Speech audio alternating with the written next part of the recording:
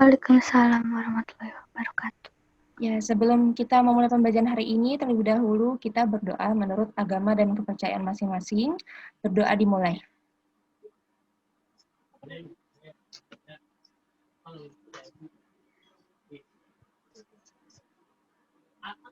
Berdoa selesai. Baik, selamat siang anak-anak. Yang Bu. Yang Bu. Ya, bagaimana kabarnya? Baik. Alhamdulillah sehat semua ya? Ya Bu. Sehat.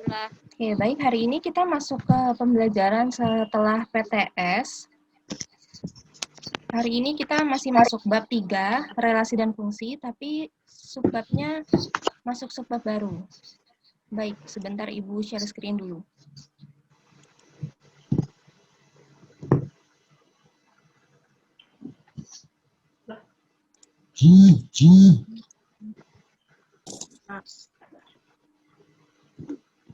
Apakah sudah terlihat? Sudah Bu. Sudah Bu. Sudah Bu. Sudah Bu. Sudah ya. Baik, hari ini kita masuk ke subbab baru, subbab 3.4, yaitu banyaknya pemetaan dan korespondensi satu-satu. Masih ingat? Ada yang ingat pemetaan itu nama lainnya apa? Fungsi. Ya, betul. Fungsi ya. Pemetaan itu nama lainnya adalah fungsi. Jadi, hari ini kita akan belajar dua bahasan. Yang pertama, banyaknya pemetaan, dan yang kedua adalah memahami korespondensi satu-satu. Ibu akan bacakan dulu kompetensi dasarnya, yaitu 3.3, mendeskripsikan dan menyatakan relasi dan fungsi dengan menggunakan berbagai representasi, seperti kata-kata, tabel, grafik, diagram, dan persamaan. Kemudian 4.3, itu menyelesaikan masalah yang berkaitan dengan relasi dan fungsi. Kemudian selanjutnya ada tujuan pembelajaran. Tujuan pembelajaran yang pertama, yaitu siswa mampu menentukan banyaknya pemetaan dari dua himpunan. Kemudian yang kedua, siswa mampu memahami maksud dari korespondensi satu-satu. Nah, sekarang kita masuk ke pembahasan yang pertama, yaitu menentukan banyaknya pemetaan. Pemetaan itu tadi nama lainnya fungsi ya. Nah, ada dua cara yang bisa digunakan untuk menentukan banyaknya pemetaan yang mungkin dari dua himpunan, yaitu himpunan A dan himpunan B, yaitu dengan cara diagram panah dan dengan cara rumus. Jadi ada dua cara ya. Yang pertama kita bahas dulu cara yang pertama, yaitu menggunakan diagram panah. Nah, di sini Ibu tampilkan satu contoh. Jadi ada contoh, diberikan dua buah himpunan, yaitu himpunan A dan himpunan B. Misalkan anggota himpunan A adalah A, B, A dan B. Dan himpunan B anggotanya adalah 1, 2, dan 3. Himpunan A memiliki anggota himpunan sebanyak 2 anggota. Dan anggota B memiliki anggota sebanyak 3 anggota. Nah, pertanyaannya adalah, berapakah banyak pemetaan yang mungkin dari himpunan A ke himpunan B? Kemudian berapa banyaknya pemetaan yang mungkin dari himpunan B ke himpunan A sebaliknya? Kemudian apakah banyaknya pemetaan akan sama? Nah, selanjutnya kita ke pembahasannya. Yang pertama itu banyaknya pemetaan dari A ke B. Ini yang pertama. Seperti biasa, diketahui himpunan A anggotanya A dan B. Himpunan B anggotanya 1, 2, dan 3. Nah, ditanya banyaknya pemetaan yang mungkin. Nah, di sini banyaknya pemetaan yang mungkin dari himpunan A ke himpunan B adalah 9 cara. Dengan menggunakan diagram panah, coba kita perhatikan di sini ya, di gambar ini. Sudah terlihat ada titik merah di kalian? Sudah ada. Kita mulai dari gambar sebelah kiri atas. Nah, ini anggota himpunan A dipasangkan ke anggota himpunan B. Lihat gambar yang pertama ini dulu. A dipasangkan ke 1. B dipasangkan ke 1. Nah, ini kemungkinan diagram panah yang pertama. Kemudian yang kedua, lanjut. A dipasangkan ke 2. B dipasangkan ke 2. Lanjut, yang ketiga, gambar yang ketiga, A dipasangkan ke 3, B dipasangkan ke 3. Lanjut ke gambar yang keempat, A dipasangkan ke 1, B dipasangkan ke 2. Lanjut, gambar yang kelima, A dipasangkan ke 1, kemudian B dipasangkan ke 3. Lanjut ke gambar yang keenam, A dipasangkan ke 2, B dipasangkan ke 3. Lanjut ke gambar yang ketujuh, A dipasangkan ke 2, B dipasangkan ke 1. Ke-8, gambar 8, A dipasangkan ke 3, dan B dipasangkan ke 1. Lanjut, yang terakhir ke-9, A dipasangkan ke 3, dan B dipasangkan ke 2. Semua ini, gambar diagram panah ini, merupakan fungsi bukan? Apakah fungsi semua? Ya. Ya, betul. Fungsi ya. Lihat, anggota daerah asal dipasangkan tepat 1. Jadi anggota daerah asal ini, setiap anggotanya ini punya pasangan 1. Seperti itu. Nah, banyaknya pemetaan dari himpunan A ke himpunan B ada 9 cara. Atau mungkin dari kalian ada nggak yang menemukan selain bentuk ini? Apakah udah mentok? Udah pas 9 cara? Atau mungkin masih ada lagi? Ada yang mau berpendapat? Pas 9 cara.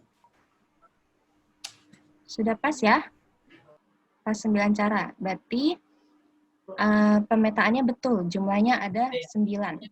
Ini baru himpunan A ke himpunan B. Ini baru menjawab pertanyaan yang pertama.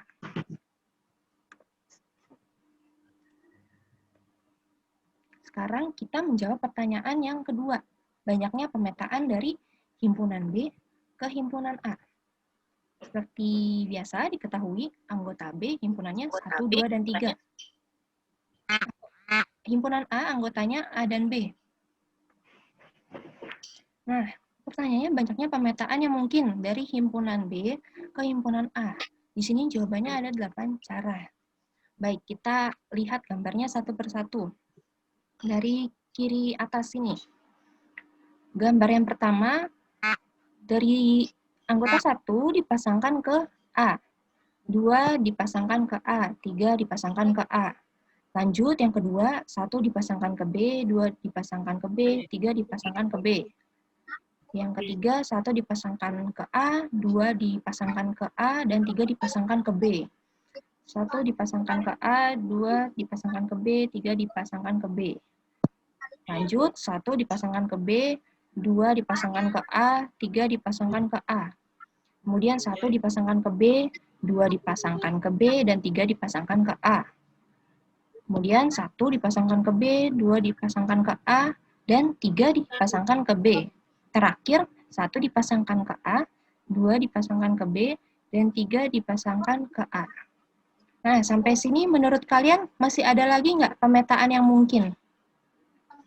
Selain 8 ini. Halo? Kayaknya nggak ada. Apakah ada? Selain ini? Tidak ada ya? Berarti sudah pas. Ada 8 cara pemetaan. Ya. Sampai sini sudah paham? Anak-anak, atau ada yang mau ditanyakan?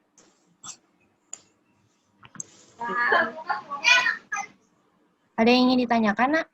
Tidak ada? Tidak ada, Bu. Tidak ada. Tidak ada. Baik, Nggak Ibu ada, Bu. lanjut ya. Bu. Dari pembahasan tersebut, yang kedua tadi, pertanyaannya, apakah banyak pemetaan dari A ke B itu sama dengan banyaknya pemetaan dari B ke A? Sama tidak banyaknya? Tidak. Tidak Tidak, ya? Bu. Tidak, Bu. Tidak sama ya. Tadi banyaknya pemetaan dari A ke B ada 9 cara. Tapi dari pemetaan B ke A itu ada 8 cara. Nah, hasil bahasan di atas menunjukkan bahwa hasilnya tidak sama. Banyaknya pemetaan itu tidak sama. Namun hasilnya bisa jadi sama jika banyaknya anggota himpunan A sama dengan anggota himpunan B. Jadi tadi di soal itu kan anggota himpunan A ada 2 anggota ya, A dan B ya. Nah, sementara untuk anggota himpunan B itu ada 3 anggota, 1, 2, dan 3. Nah, jumlah anggotanya antara A dan B kan berbeda. Maka kemungkinan banyaknya pemetaannya juga berbeda atau tidak sama.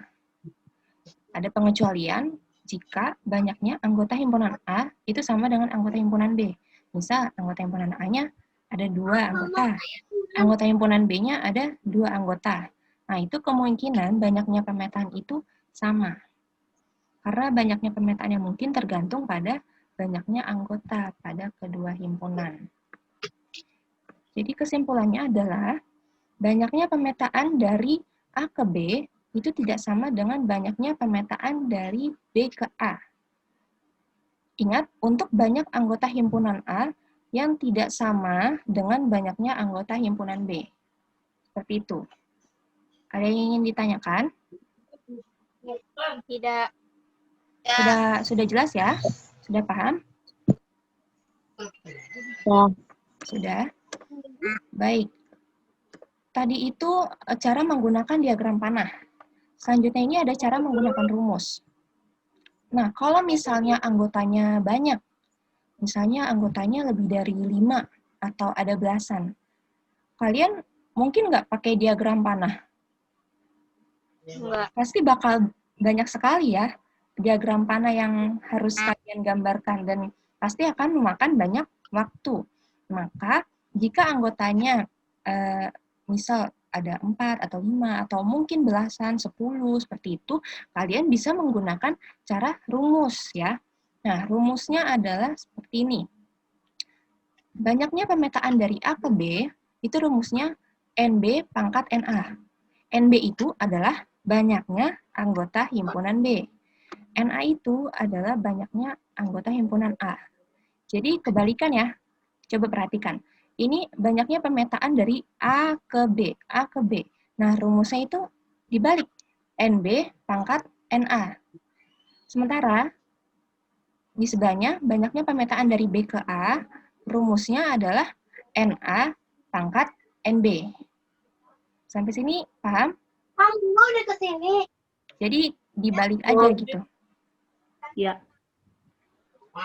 Kita ambil contoh yang tadi ya.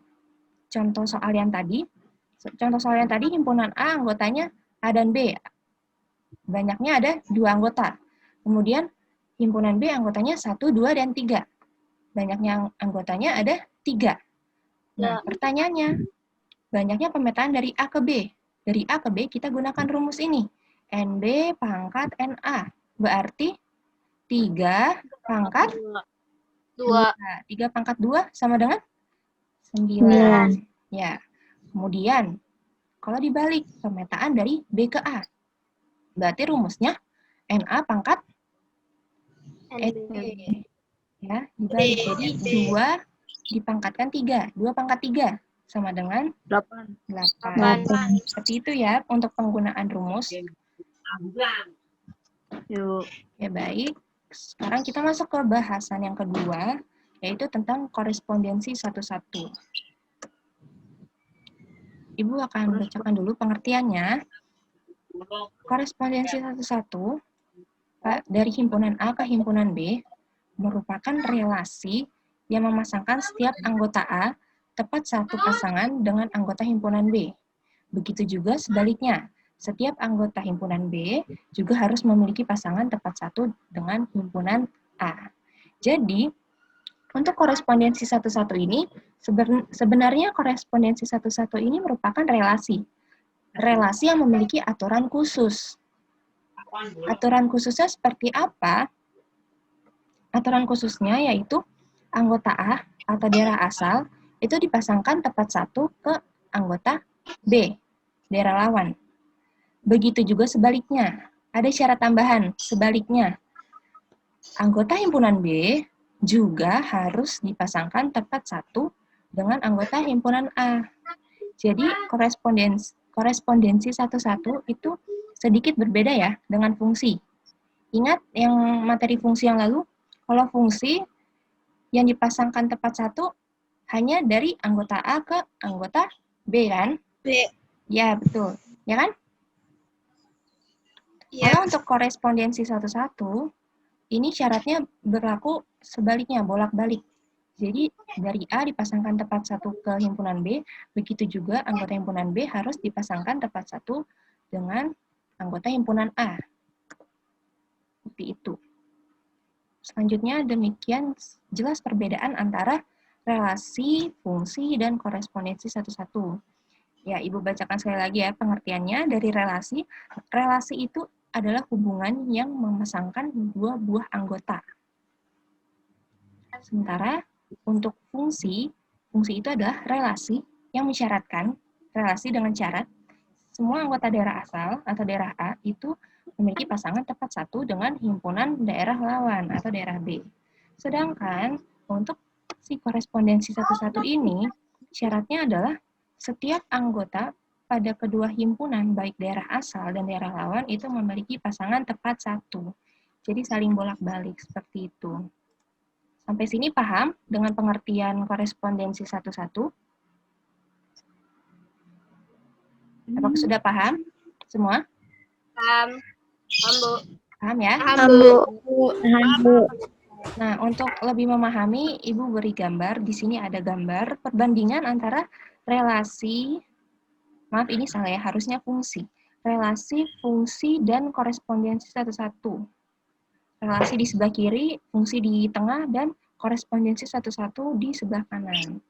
Lihat ya, kalau relasi, anggota daerah asalnya boleh punya pasangan satu, boleh tidak punya pasangan dia, atau boleh pasangannya lebih dari satu. Itu relasi. Ya.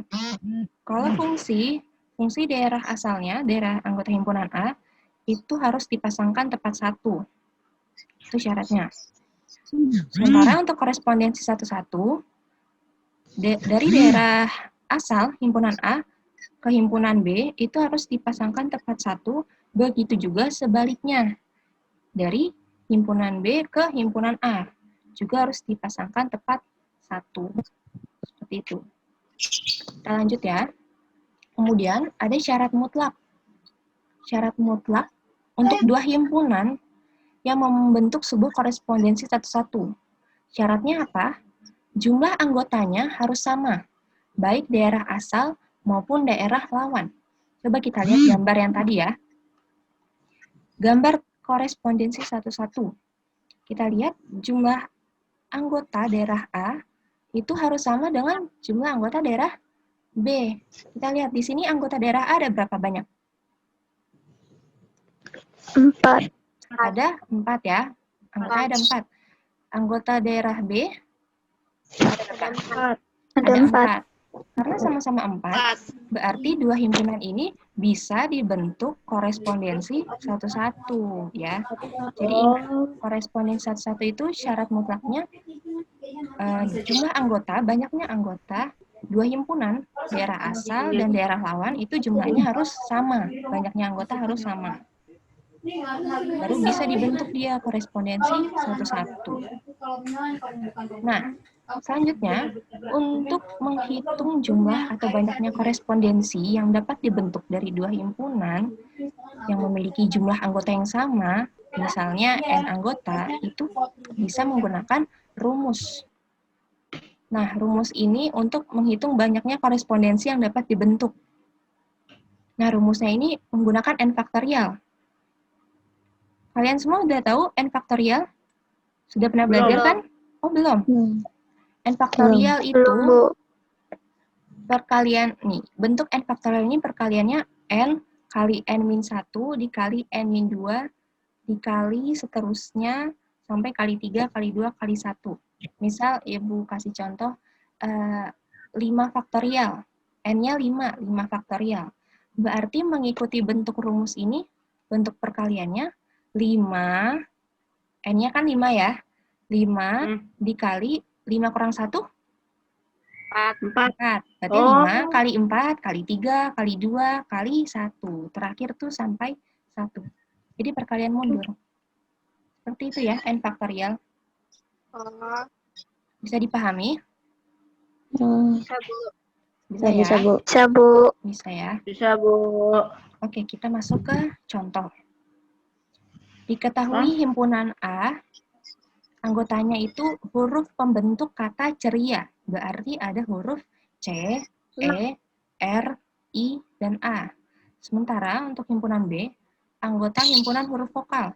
Huruf vokal apa saja? A, I, U, E, O. Ya, betul. A, I, U, E, O. Ya, A, I, U, E, A, O. I, E, O. Nah, pertanyaannya adalah, berapakah banyak korespondensi satu-satu yang dapat dibentuk dari himpunan A dan himpunan B? Kita lihat di sini. Himpunan A, tadi pembentuk kata ceria, banyaknya anggota ada 5 ya. C, E, 5, iya. R, I, A, ada 5. Sementara himpunan B, banyaknya anggota ada A, I, U, E, O 5 ada juga. 5 juga. 5. Nah, maka banyaknya korespondensi satu-satu, karena anggotanya sama, N-nya 5 kan berarti. Anggota A-nya itu 5, anggota B juga 5. Berarti 5 faktorial. Ya.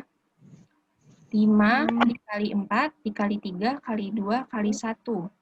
Hasilnya adalah 120. Jadi banyaknya korespondensi satu-satu yang dapat dibentuk dari himpunan A ke himpunan B adalah 120. Seperti itu ya. Jadi rumus n faktorial ini digunakan untuk menentukan banyaknya korespondensi satu-satu yang bisa dibentuk. Nanti kalau misalnya contoh n-nya ada 9, berarti n faktorialnya perkaliannya bagaimana? N kali N8.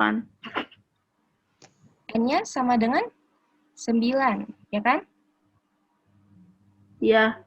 Berarti nanti bentuk perkaliannya, perkalian mundurnya menjadi 8. 9 dikali 8. 9 dikali 8 dikali 7. 7 dikali Dikali 6. Dikali 6, dikali 5, dikali 4 dikali 4, dikali 3, kali 2, kali 1. sampai 1. Seperti itu. Dikali basah. Ya, nanti kalian hitung jumlah perkaliannya. Hasil perkaliannya seperti itu. Sampai sini ada yang ingin ditanyakan?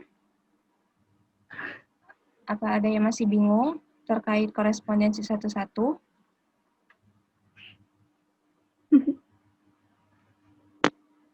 Tidak ada?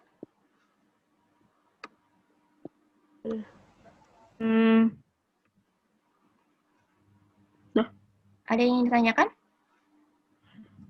Tidak.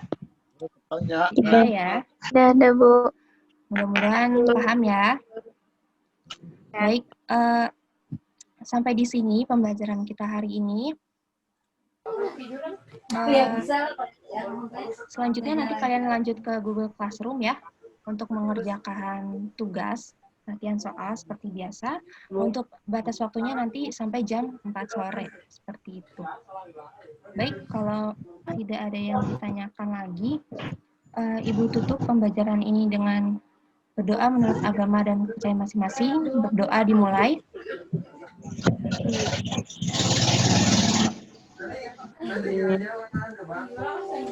Berdoa selesai. Baik anak-anak, terima kasih untuk telah mengikuti pembelajaran hari ini. Ibu harap pembelajaran ini bisa bermanfaat buat kalian semua ya. Semoga kalian juga bisa mengerjakan tugas-tugasnya. Terima kasih. Wassalamualaikum warahmatullahi wabarakatuh. Waalaikumsalam warahmatullahi wabarakatuh. Baik. Halo Pak Darman.